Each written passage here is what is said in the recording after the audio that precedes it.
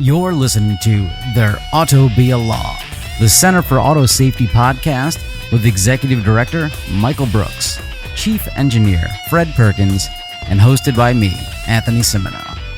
For over 50 years, the Center for Auto Safety has worked to make cars safer.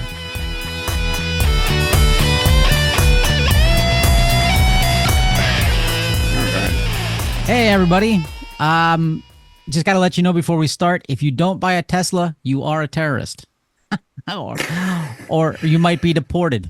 Unlike our first guest who won't be deported, welcome to the show, George Iny of the Automobile Protection Association of Canada, also soon to be known as the 51st state of America. Welcome, George. That's not a very auspicious introduction. Well, thank you nonetheless. Yes. Either it's way, a pleasure to be on your podcast. Well, we're glad to have you because we want to find out more about Canada. Because essentially stop me if I'm wrong here, but essentially the Automobile Protection Association is similar to the Center for Auto Safety, just with different bacon, right? Yes, we're lucky because we benefit from the work that the center does and also the regulatory environment in the US. So we get most of the American standards without really having to fight hard for them. And the association, the APA, is more involved in also looking at the marketplace, the retailing standards for cars, car repairs. So because in a sense, you do the hard work on the standards and safety. That's great. I want everyone to remind that we do the hard work, specifically me and Fred. We do the other hard work. We take on the car retailing. We've been quite involved in and we sit on committees that regulate automobile retailing standards. For a long time, we were the Canadian equivalent of Consumer Reports. We did the vehicle testing program for the French language Consumer Reports publication. So So that was part of our activity, and they still issue an annual car guide in April that is that we prepare the vehicle reviews for. Very, very cool. So we've talked in the show about the differences in fatality rates between the U.S. and Europe, and how speed in this country affects crashes and deaths and accidents compared to what they do in Europe. And we talk about Euro NCAP quite a bit in terms of different safety standards. Strangely enough, and we've never compared any of this to Canada, because as good Americans, we just assume whatever, right? But there's quite a bit of difference between the U.S. and Canada in this stats. Is that right, George? Yes. Basically, if you're looking at Canada versus the U.S., the easy way is just divide by 10. So we're about 10th the size of the market. Okay. And so, our fatality rates are in the range of 2,000 a year. So that is, our fatalities are in the range of roughly 2,000 a year, actually a bit less, 1,800 a year. And so it's significantly lower than the United States. That wasn't the case when we started. If you're going back to when vehicle safety began to be regulated, Canada actually was worse as a percentage. What happened in 2008 with the real estate-induced economic downturn, our rates went way down in that period. So if you look at fatalities in 2008, 2007, 2,400 people. 2008, 2,100, 2009, 2,000. So it's a big drop. And it continued to drop after the economy began to improve. And that was really against current thinking. That's not how it usually works. Usually when there's an economic uptick, fatalities go up. Unfortunately, the last 2 or 3 years, for reasons that aren't fully understood, we're now seeing increases again. And like you, pedestrians and cyclists have the largest increases. Okay. What's any insight into why there's been that steady drop? Because in the US, we really haven't had that. We had the bump during COVID where everyone decided to drive like a maniac. which caused things to go bad. Did Canada have that experience, or is there some different regulations in line, or just Canadians better drivers? I don't think Canadians are better drivers. Damn right. And the interesting thing is people sometimes say, well, it's because your climate is different. But actually, our worst months for fatalities are July and August, when the climate is roughly the same. So my thinking that has more to do with exposure and time on the road. There's maybe a couple of things. Canada early on didn't really have the muscle to take on the automakers over airbags. So all of the pressure for installation of airbags really came from the US. And we got the standards and we got the airbags because of the American work. But what that did do is leave a space around belt use and seat belts wearing rates. Enforcement was higher. There were national programs, and it's currently around, I think, over 95%. So that's part of it. Speed enforcement. Most places in Canada, you can't really drive for sustained periods above 75 or 80 miles an hour without getting a ticket. And I know there are states in the US as a visitor where you really could do that. And I'm thinking that might have some impact. I'm not sure if the size of the vehicle fleet is an issue as well, or the size of vehicles, that is. They're smaller in Canada, although we also are seeing a bulking up. But a mid-size, like what's considered a compact SUV, which has actually become a quite large and heavy vehicle, but something like a RAV4 or a Chevrolet Equinox is sort of the sweet spot in our market. Okay, Michael, what's the seatbelt uptake in the U.S.? If Georgia's saying it's 95% in I Canada. want to say we're close to 90, so I think we're definitely a little lower, and that can explain a lot in terms of the data, because seatbelt use is so critical to preventing fatalities and injuries. So that may account for a large portion of it. I mean, it's interesting when you look at maps. George was mentioning the summer being one of the most dangerous months. When you map out the traffic fatality rate across the United States, what you see is a lot of poorly performing states in the south and southeast up through a belt kind of that cuts through the Midwest and the upper Northeast and Washington State. Those areas that are near Canada seem to do a little better on the roads as far as traffic fatalities. At first when I was looking at the data between the United States and Canada, you would think there would be slightly more dangerous driving conditions in Canada because of the more extreme winter weather that they have there. But looking at the United States on its own, the states that get some of the worst winter weather are actually in a lot, they have a lower fatality rate than a lot of the southern states that never or rarely get snow. So it's interesting to take a look at the data when it's mapped out like that. Michael, as a Southern American, you must explain this difference to us.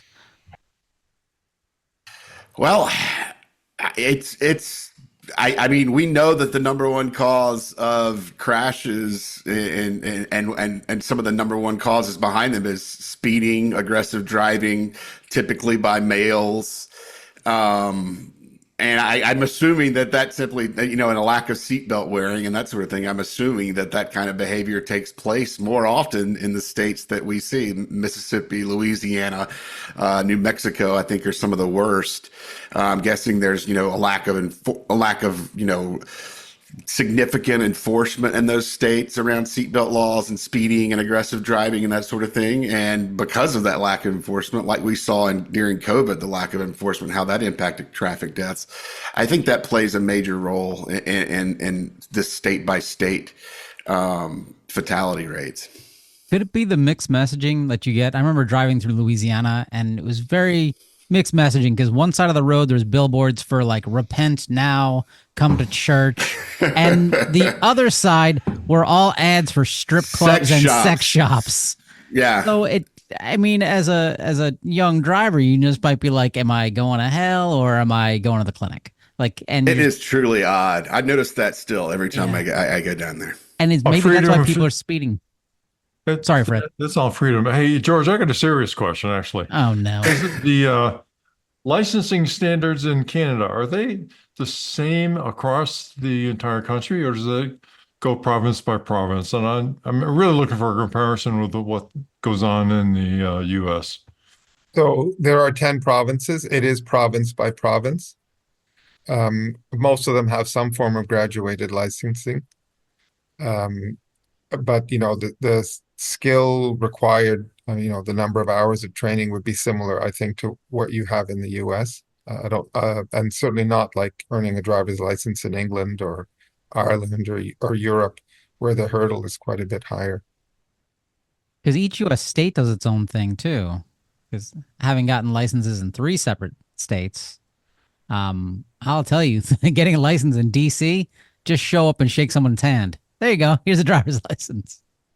Uh, Wow. yeah, yeah. Well, that explains why people can't drive there. Uh, so the cars in Canada, you guys are using the exact same cars that we have in the U.S. It's not, you don't have any different models. You're not getting like something that it's only for sale in Europe or only for sale in Canada, right? Uh, no, only for sale in Canada, but there are very occasionally a small vehicle that might not be sold in the US. Nissan did it with their littlest car, the Micra, called it's made in Mexico. They sold it in Canada and not in the States. Okay. But it's very much the exception. Where the difference occurs is in the mix, particularly in French Canada and in our Atlantic provinces. So the ones that are north of Maine, Hmm. the vehicle fleet is made up of smaller vehicles than we have elsewhere in the country. As you go west into the prairies, you have a higher percentage of full-size pickups and larger vehicles. Okay. Because Are you, excuse me, are you importing the lower priced Chinese electric vehicles now, or do you have the same kind of barriers we've got here? Um, Mainly, I think, out of fear, and because the government has sort of invested heavily in future battery production, which may now be threatened, and also electric vehicle assembly. Uh, they introduced the tariff at the same time as the Americans. I personally thought it was a mistake. There are rules against dumping, and there are ways to deal with it. And maybe the tariff that should have been arrived at would have been one that would have been done after a proper economic analysis. When Hyundai came to Canada, they were selling vehicles. General Motors challenged them. The car they had at the time, called the Pony, General Motors said was too cheap. And there was an extensive study impact on the impact of it. And ultimately, they decided that I think Hyundai was dumping, but no one was selling a $6,000 car at the time. So they weren't actually taking away. The perception was market share from an equivalent North American model. And I don't think they had to pay penalties. So I would have liked to see, because we have a very strong electric vehicle mandate, which here is not threatened. It probably will be around or something close to what it is now. That's my guess. Um, uh, there should have been maybe a place to consider for that kind of production. Well, Uh, you, and you just had a change of leadership of the federal government. Is that change related or going to drive any particular change in the automotive industry that you can see? Or is that policies pretty much carrying over from the previous administration? so we actually, as of a day or two ago, are in a general election. So the government hasn't changed.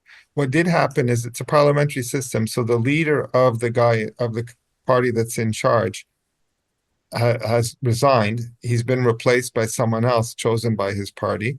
Right. That's the Liberal Party, and they're running. We have a short election campaign, but it's just a few weeks long, and then we'll know which is the government in charge. So right now, you could call it a form of caretaker government. Has Elon tried to join your government yet, like he did ours, or is he staying out of Canada for now? Well, you can't say staying out of Canada as far as the US is concerned. I think they will have and it's because of the invitation to join the US. It's rather muscular.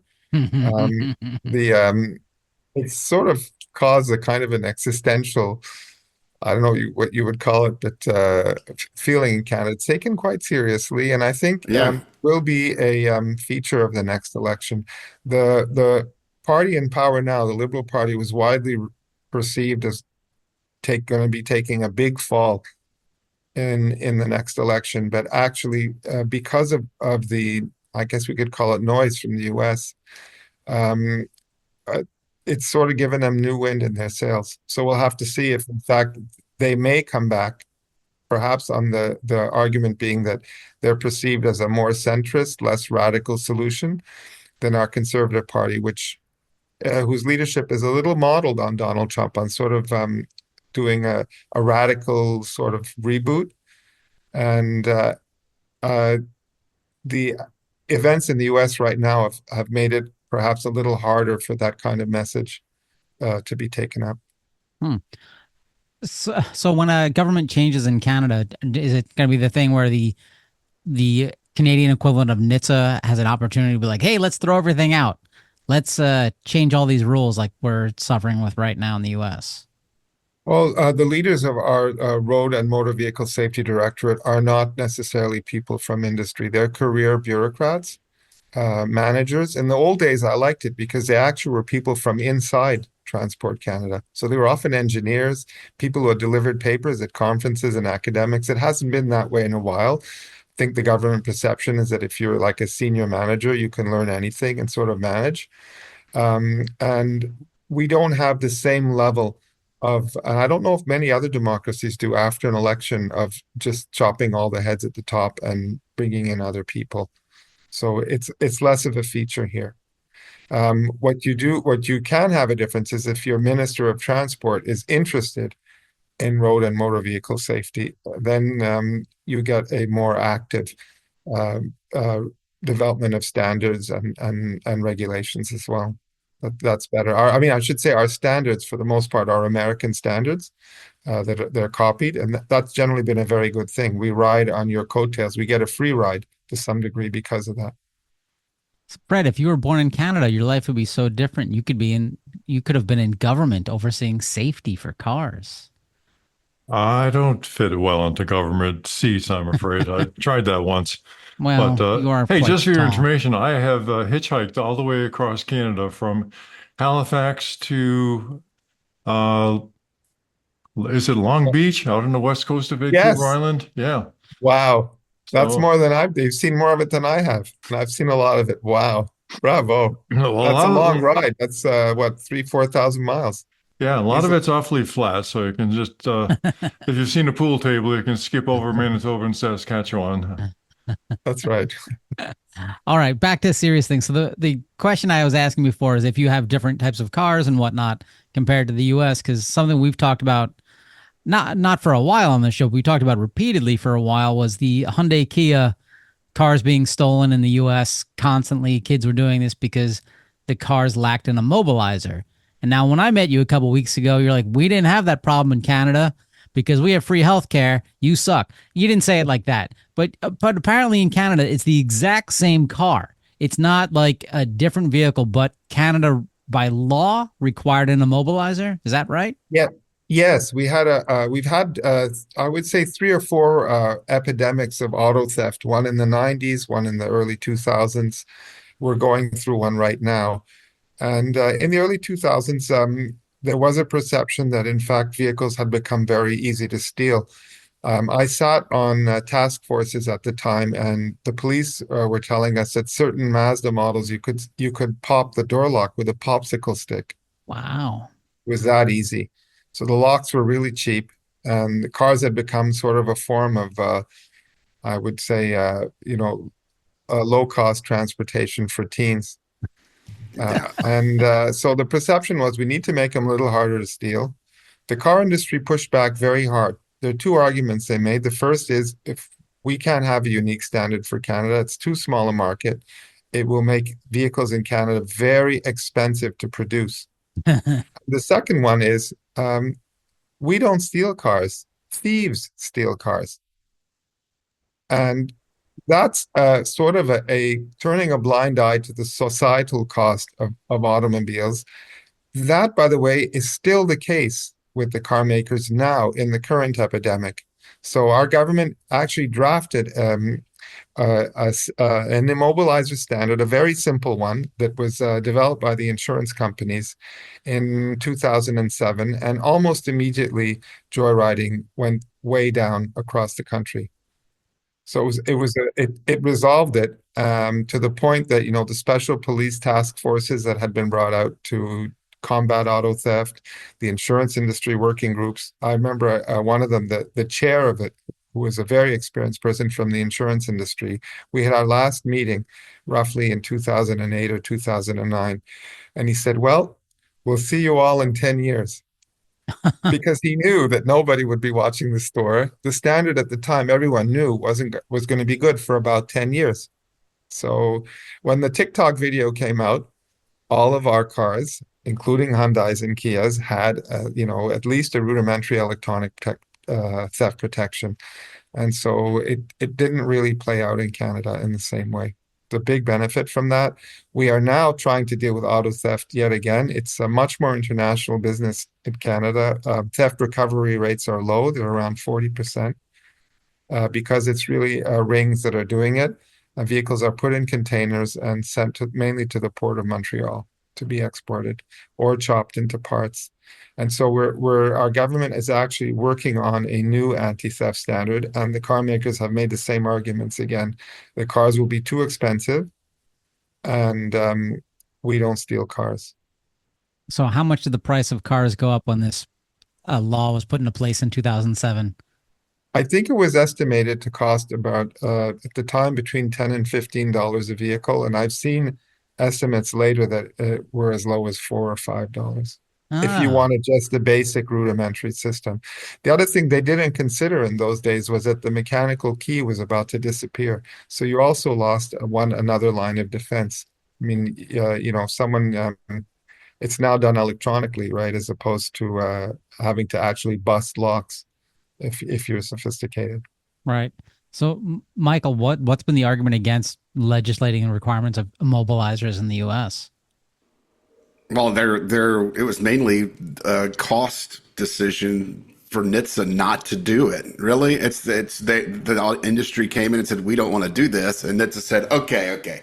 What you can do is either put an immobilizer on the car or label certain parts in your vehicle so if the car is stolen, we can kind of track where they're going. And so all the manufacturers, or Hyundai for sure and Kia chose the parts labeling requirements. Some manufacturers did put immobilizer in the vehicles. That's why during this Hyundai Kia thing, it was mostly Hyundais and Kias getting stolen because every other manufacturer ultimately has put immobilizers in their vehicle by the time the TikTok hack started. So it was Well, a what bad happened actually, decision. Yeah. yeah, what happened was a case of where the Canadian standard kind of got everyone to step up their game for North America, Yep. which was nice. It was no one, at least not anyone I knew, thought that Hyundai and Kia had kind of finessed the system and had different anti-theft standards for the two markets. The other brands basically did it North America wide because it was cheap and probably the simpler solution. Well, I don't get it. So it costs, let's say, on the high end, we'll say $15 per vehicle to do this. Well, I think once you get rid of a mechanical key, probably less than that because it's electronic by then. When you started it, you were replacing a metal key with a chip or no key. But I think once you're into push start, with a remote, I'm guessing that that's not the cost anymore. But even still, so that's the consumer paying this, and if all cars just went up $10, $15, or $5, whatever it costs, is someone gonna be like, well, I'm not buying this car. I'm not buying a new car anymore. I'm not. That's $10 on a $20,000 vehicle. Like, was that their argument?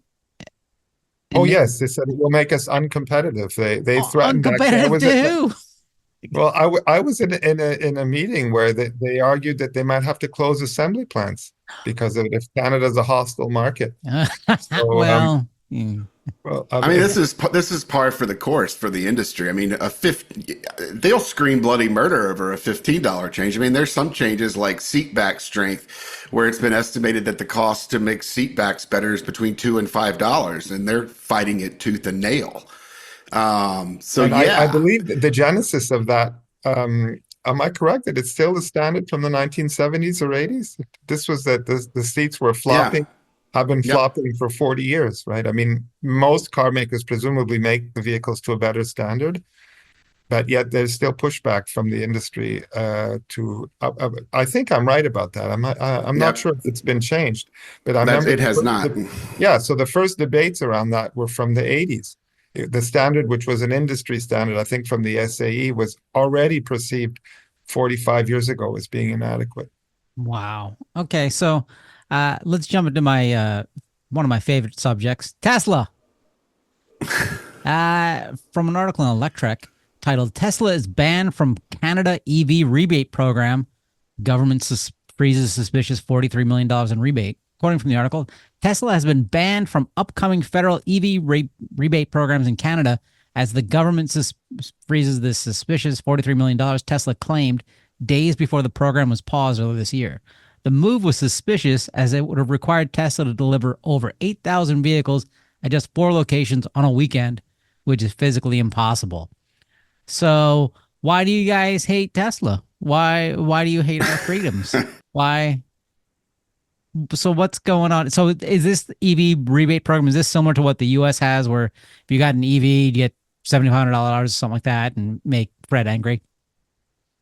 Well, that's correct. So there Okay. was a federal government after-tax rebate of $5,000, and it was budgeted up to a certain amount, and the government issued an advisory that it would possibly run out during this model year and would have to be renewed in a new budget.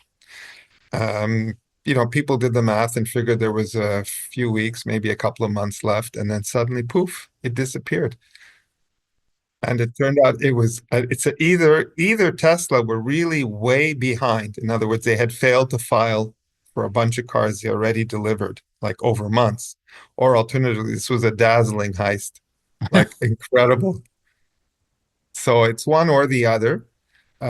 Actually filling out your claim as a car dealer is not fully automated.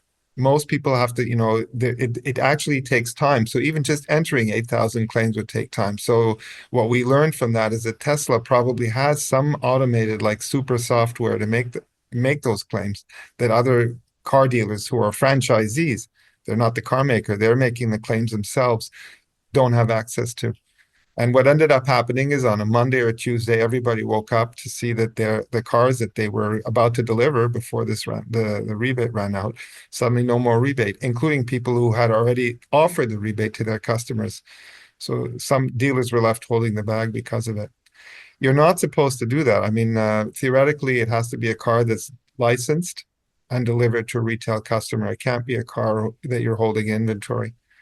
Car dealers have a long history of what's called punching cars to qualify for automaker rebates. So if I'm afraid that if I don't meet my target, I'm going to lose my per vehicle bonus, then I'll put in someone from the administration department or my dealership or my cousin or my brother as a vehicle, and I'll register it as sold so that I can collect from Hyundai or Stellantis. I can collect my Jeep rebate of $4,000. What happens then, the warranty starts running from the date that you punch the car. So that's how we end up hearing about it, because the person who buys it eventually might not be given the full $4,000 rebate. The program's already ended, but the dealer took the money. So some cases, the car might be sold 3 or 4 months later. Wait, And so that can create issues down the road. If you tell the customer and you say, listen, we got you the rebate that expired at the end of November, let's say a clearance rebate from the car maker. So you're paying a lower price, but bear in mind that your warranty started running from that day. So, this is so insane. Tesla's proving yet again that it's really good at sniffing out government cheese, right? Hey. Yes, or alternatively, they were really super late and rushed to apply for their rebates. But I'm guessing it's not the case because the government has now apparently frozen it. I don't know if they can actually how you reverse charge those things. I don't know how it resolve itself. The other surprise though in the announcement was that when the program is revived, Tesla won't qualify, even though it is an EV, and that's something that there's no precedent for. Why won't they qualify now? I think it has to do with the tariff issue. It's a Okay. form of selective retaliation. Canada has imposed tariffs on some imports from the US, but they've tried to focus on products that are made in Republican states, for example. Got it. So the idea is that we know, I mean, it's impossible. The US economy is 10 times our size, way more manufacturing than Canada has. So there's only a limited amount you could do by having sort of retaliatory tariffs. Okay. Continue with the Tesla theme. All right, this applies to a number of companies, but really, let's focus on Tesla. How does Canada see Tesla autopilot, Tesla full self driving, and things that are clear lies that they say, hey, this car drives itself. This car makes roadways safer. In the US, it's kind of been like, okay. Is Canada, is there stricter requirements of companies that make these claims? No, there are not stricter requirements. The requirements would be similar. We don't have a federal standard to cover full self-driving, and it's a complaints-based system where they look at um, crashes after the fact.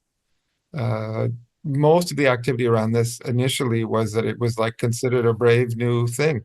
So, if anything, like Ontario, which is our province that does most all the vehicle assembly in Canada, it was considered really leading edge in your municipality if you had like a self-driving project with a university or with a car maker. It was, and so any sort of what you could call reawakening or hangover from that most likely will come from the US. Also, the risks for an automaker are much greater in the States because we don't have juries in civil cases, so you would never get the kind of awards after a fatality or a serious injury that you might get in the US. You hear that, listeners? Maybe Canada is not the greatest place on earth. Okay. So reconsider moving there and instead take that money and go to autosafety.org and click on donate. How's that for a weird transition? Continuing with this, what's Canada's uh, approach to autonomous vehicles? Do you guys have Waymos running around? Any sort of robot taxis? So not anywhere near the level that you have in the States. Because of snow?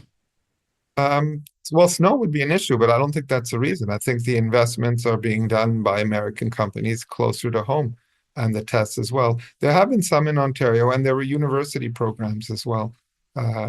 But my sense is that a university researcher is not going to be able to make the spend that private companies can do. So they were involved early on. There probably still are projects going on as well. But we're talking about onesies and twosies, not vehicles in commercial operation as cabs, as far as I know. Is there anything equivalent to a nationwide Vision Zero in Canada? The US, of course, has done a very poor job of stepping up to systematic safety. But what is the complexion of that in Canada? There is, first of all, some of the cities have adopted it. I don't think that any Canadian city was as successful with it as, say, Manhattan, but there have been, I say New York City, but there have been those same changes, around intersections, sidewalk design, restricting parking near intersections. And definitely there have been national strategies, both on drunk driving and on seatbelt use, for example, and they did deliver effective results. So they were called STEP programs, Selective Traffic Enforcement Priority, I believe. Okay. I'm going to jump topics a little bit and let's focus on more of, I think, what the Automobile Protection Association does. Open recalls on used cars. So you said your organization works a lot with consumers dealing with dealers, right? Yes, we look at the retailing environment Okay. for vehicles. Do you guys work on used car dealers, I guess? Used car dealers. Yeah, Sure. there we go. Great. Yeah, we were So absolutely. how does that work in Canada with if there's an open recall on used cars? Do the dealers have to inform the consumer, or is it just kind of buyer beware, or does it vary from province to province? It doesn't work at all. Yeah, all right. Just like So us. the car dealer associations actually lobbied against requiring open recalls to be corrected on vehicles they offer for sale. They just think the whole concept of talking about a safety recall would spook a buyer. And I'm so sorry. This is insane. well, that's what they say. And the other issue is that insisting that a recall actually be corrected is a more involved thing that you might think, because in some cases the parts are not available. Take Stellantis, a Ram truck. You could be waiting a year for an emissions recall part to show up. There's plenty of other companies. Nissan, also terrible, 2 or 3 years for a hood latch repair part to show up. So the vehicle would then become unsellable. It would not only be a hardship on the dealer, but it would be a hardship on the customer who wants to trade it in, because no one would offer much for the vehicle. So what we end up doing, it's a kind of a collective amnesia. We'll be complain when there's 10 or 15 incidents around a safety failure on a particular model, and yet there could be hundreds or thousands of them driving around uncorrected for months or sometimes years, because recall completion rates are in the range of 80%. The other thing that hurts completion rates in Canada is the correction rate is required to be reported by the car maker to the government by law for 8 quarters. That's So it. the thinking was you'd be done after 2 years. That's a long time. In the Right. 1970s, that seemed, when those standards came out, those requirements, that seemed like a good long time. In fact, some car makers now take a year before they even supply the first recall part. So that's a problem. The second is they have argued that it's competitive information. Wait, that It should be hidden from customers because it might benefit their competitors. It's just nuts. It's totally self-serving, and the That is consequence nuts. is that the government is a bit hamstrung. They know which cars are not corrected because Yeah. they get the data, but they're not allowed to publish a list. They will Transport Canada sometimes send out an advisory for a particular brand of car model to say that you need to bring it in. But there you don't have, for example, on the recalls database where you look it up, they don't tell you what percentage of the cars have been corrected, and that would be pretty easy to do. That would be. NHTSA does it. It's in the recall That's right. system, and we only got, I think it was 5 quarters of information up to the year 2021 when the Infrastructure Act was passed, and I think that made it 8 quarters. So we're now on equal footing as Canada, but we can click in and see our reports and figure out where the recall percentage is on each recall. However, I think our recall repair is coming in around 60%. So you're beating us there. It's really bad in the United States as far as the percentage of completed repairs. Michael, do not admit failure in front of the Canadian. What are you doing? Well, Well, it's amazing because many jurisdictions are able to collect unpaid parking tickets. I mean, they'll hold up your renewal, Right. yeah. not renew the vehicle. So you could easily, if the provinces were more committed, recall law is federal, but there would be some way the two could interface so that when your license came up, maybe they'd give you a year or 6 months to take your car in, but you'd know before the next renewal Yeah. it's got to be clean. So In Germany, they come to your house and take the license plates off your car. Seriously? Yeah. That's That's what my that's German awesome. intern told me. I mean, that is one side of the spectrum on how to make people get their open recalls repaired. However, I mean that opens some questions when you have, for instance, the Nissan hood latch issue, where people are waiting 3 years for a repair. What does the government enforcement agency do then when it's clearly not a consumer's fault? Wow. So, George, can I go to a new car dealership in Canada and purchase a vehicle that has an open recall on it that has not been fixed? I don't think it happens. I mean, in that case, the manufacturer usually issues a stop sale order, and so it would be the automaker's decision. I don't know that I mean, in theory, I mean, it's prohibited, but I don't know that the transport regulator has boots on the ground where they could actually check that and know of it.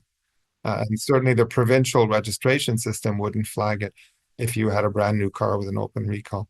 So it's really up to the car maker to issue it. And I haven't had heard complaints about it, about vehicles with stop sale orders being sold by dealers.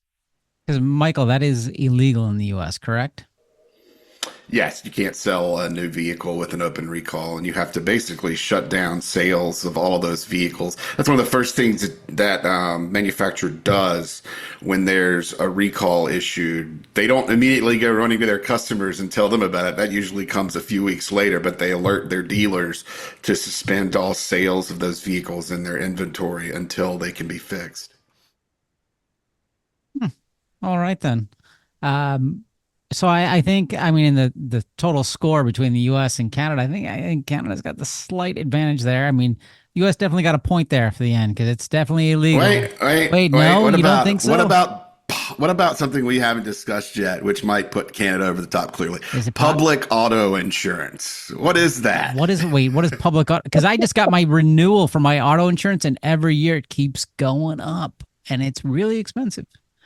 Okay, do you guys have better auto insurance too?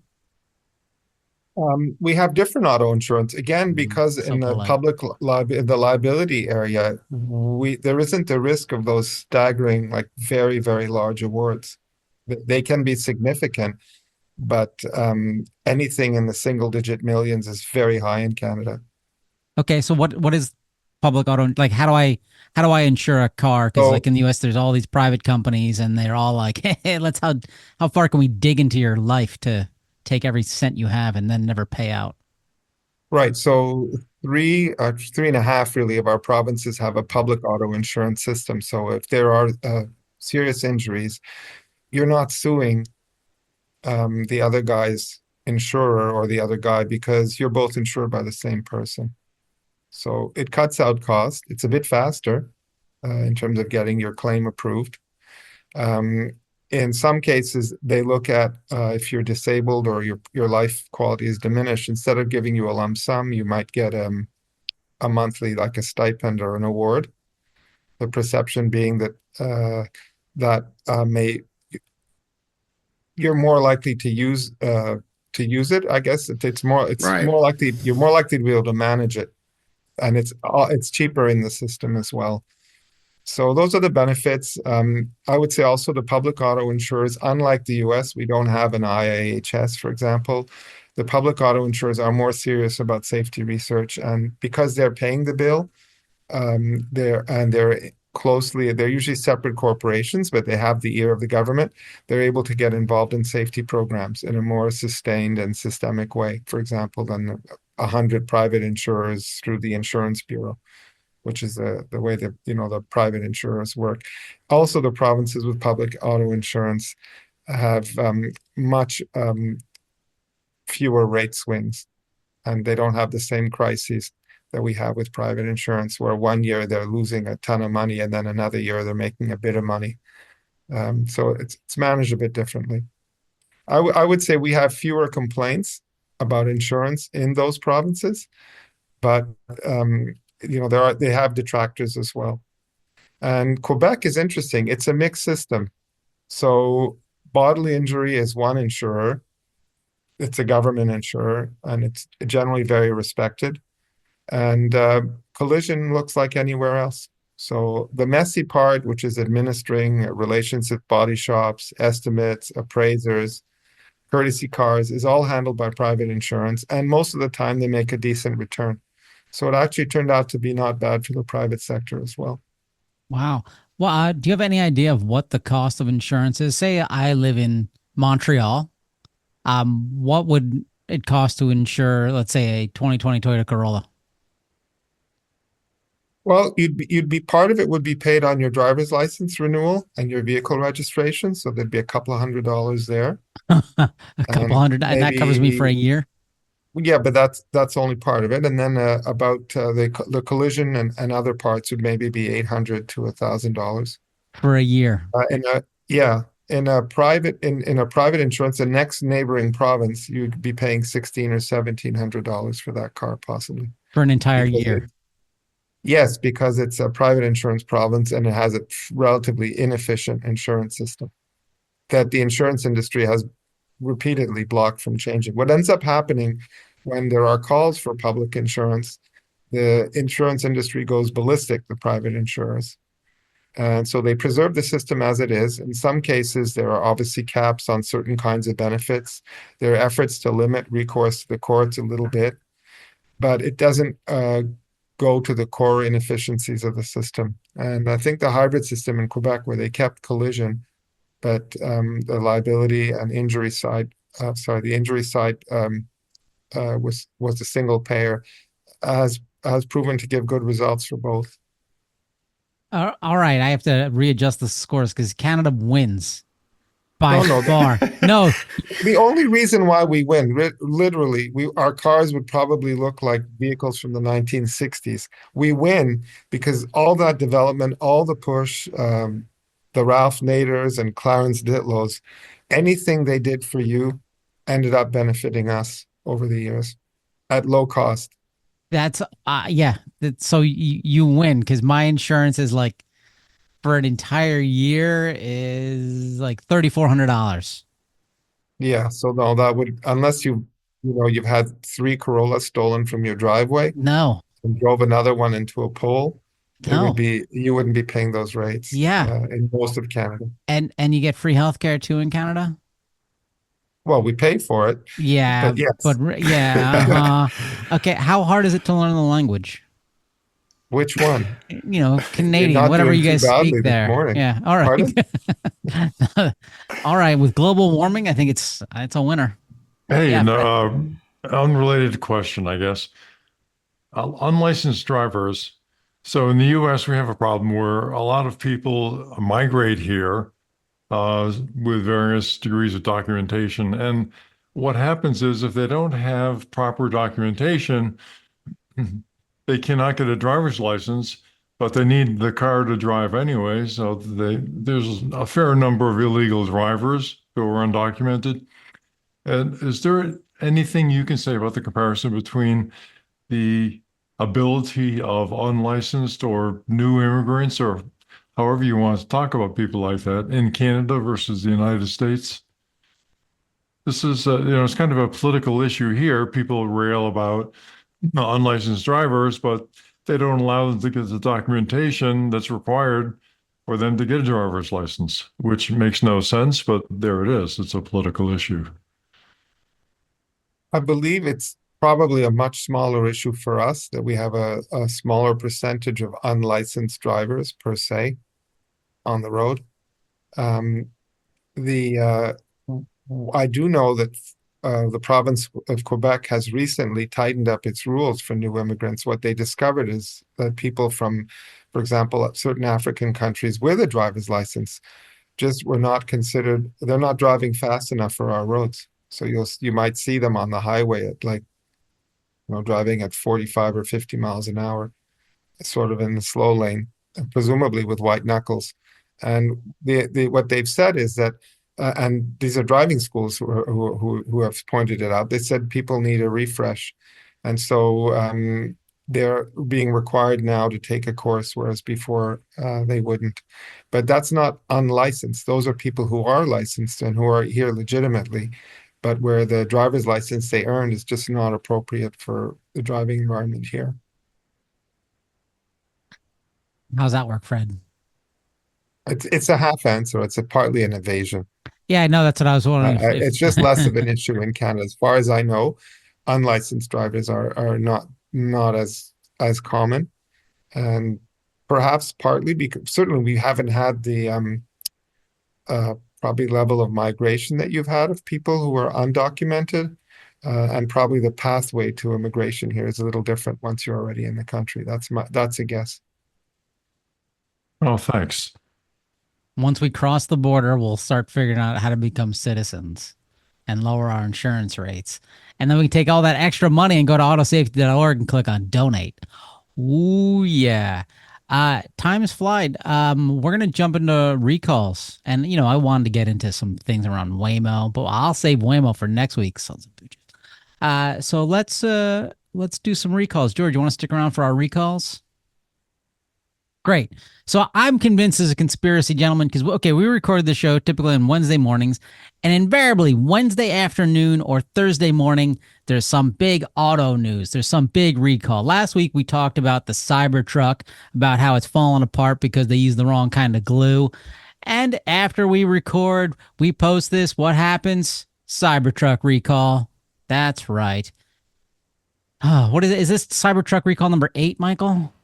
And this is the 8th time Cybertrucks have been recalled. However, God. to poke a little hole in your theory, I didn't check the NHTSA recalls on the Wednesday morning of the last week, and so that Cybertruck recall was sitting there ready for me to notice, and I didn't see it. So that one's on me. Oh, -2, Michael. Minus. Okay, so Tesla, 46,096 vehicles, the 2024 to 2025 Tesla Cybertruck. Basically, like we said, they didn't glue it correctly. But remember, this was something that Elon said. It's going to be an exoskeleton. It's going to be so cool, man. It's going to be great. All the chicks are going to dig it. And it turns out none of this was true. It's just a normal car, and they glued on some stainless steel to it that magically rusts. And so, yeah, they're letting you know in May. That's not going to be an over-the-air update. So owners are going to have a couple of months until they come up with a better glue and glue it back on for you. It looks like owners are going to hear more late May. Yes, and if you've spent $100,000 and you're wondering why can't they use Elmer's glue, well, you could have used that money to go to autosafety.org and donate, but you don't listen to the show. Next up, Nissan, 1,430 vehicles, the 2025 Infiniti QX60, the 2025 Nissan Pathfinder, the Nissan Murano. Due to a supplier production issue, their front brake caliper may have reduced strength and could break. Oh, that's not good. And then you can get a warning of low brake fluid. Fred, how could what is it? Why would I have a I thought a brake caliper was used just when they measure my brakes to see if there's still material there. A brake caliper is the thing that squeezes, the pads against the disc and makes your car slow down. So if the caliper breaks, it's not squeezing the discs, so your car isn't going to slow down. And because it doesn't have that resistance, the piston's going to push way too far, which is going to absorb a lot more liquid, right, behind the piston. So that's going to cause your fluid to go down. So that's what's going on there. Hey, this is the first recall I've seen where in the description of remedy, it says let's try that again. All repairs will be performed free of charge for parts and labors and may take 1 hour to complete. I mean, all recalls are free, but I've never seen them actually write that out and then say, well, it'll take 1 hour to complete. That's, is that normal, Michael? Well, I mean, this is Nissan. Keep in mind, they've got a couple of recalls out there where it's taken them 2 to 3 years to get the part available. So they want to make you feel like you're getting everything you can get as part of this, including a short repair time. I think also the concern is that people are worried if they're going in for a sort of a brake job, that they might be stuck with a bill. So maybe that's also part of why they've specified what's going to happen, and that if in fact your front brakes are worn out, you might be charged extra for new pads and rotors if it's needed when you bring the car in. Because I know tomorrow I'm bringing my car in for new oil and for them to rotate the air in the tires, and that's going to take at least 2 hours. So maybe I'll get a Nissan instead.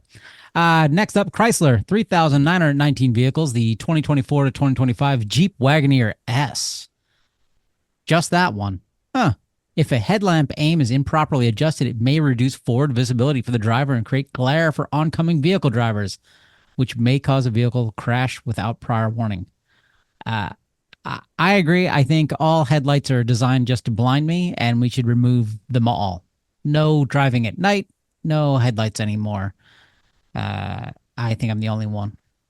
Well, this is a weird one because it looks like they built, almost 4,000 vehicles where the vertical headlamp aim adjustment. So I think you can adjust your headlamps side to side or vertically, and there is no mechanism or there is a mechanism, but it's completely inaccessible to anyone who wants to aim their headlights. So essentially, they built a headlight that can't be vertically modified. If you go in for an inspection and they find out that your headlights are aiming too high or too low, you can't change it. So I believe they're going to have to go in and put a way for the headlights to be adjusted vertically into these vehicles or create some type of access to it, which seems like seems like a kind of a difficult recall to get done. So I'm interested to see how they accomplish it. There's not a lot of information on that.